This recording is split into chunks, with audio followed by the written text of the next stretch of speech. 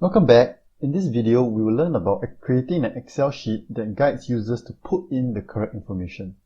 Whether you are designing an Excel sheet to use with others at home or in the office, it can be frustrating to clean up other people's information just because they can't follow instructions.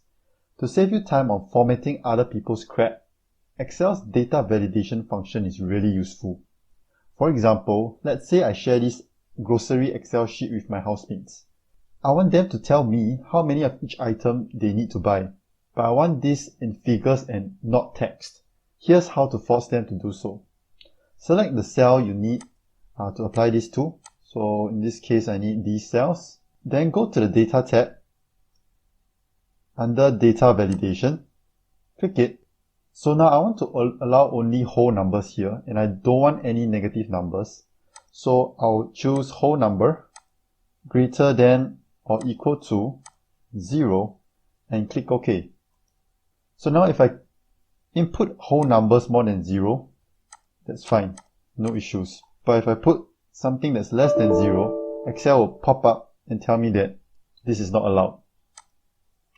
And if we input anything other than a whole number, for example, if I type in a text value, Excel will stop me as well because it only recognizes whole numbers. So being unable to put in information that is not intended is called a hard stop for the user. If you want a soft stop for the user, meaning Excel to prompt a warning if the data is not intended, but if the user still wants to go ahead, they can. That's what we mean by soft stop.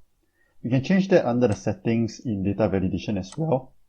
So under error alert, instead of the stop style, you can change to warning or information. They're both quite similar, warning and information. So let's say I want to tell the user that the number is not recognized.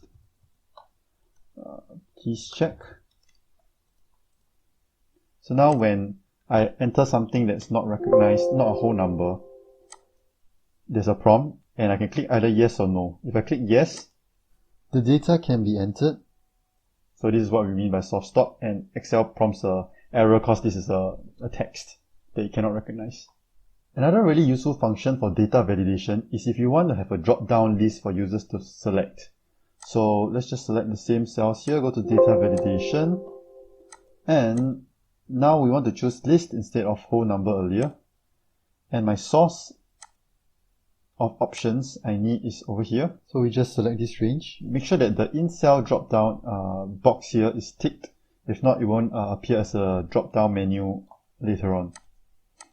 So now I can choose from here which values I want. Likewise, we can either fix users to only the list options.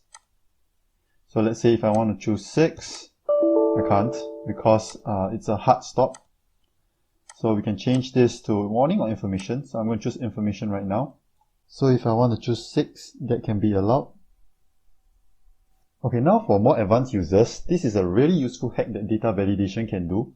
If I want users to only be able to fill up a cell if another cell is filled, we can go to data validation and under allow, choose custom, and the formula we want here, it's not this anymore, is the cell you want to look at. So for this particular E4, I want to look at C4.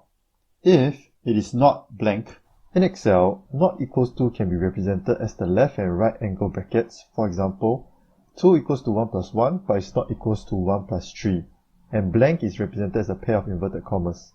So if C4 is not equals to blank, then I want people to be able to enter values. So now it's blank, right? Okay, forgot to make sure that you untick this ignore blank tick box over here. So now it's blank. If I want to input anything, Excel doesn't allow me to. Only if I put something here, say set of 5, then Excel will allow me to enter a figure here. In this lesson, we learned about guiding users to input the correct information using data validation. In the next lesson, we will learn how Excel can highlight important information for us using conditional formatting.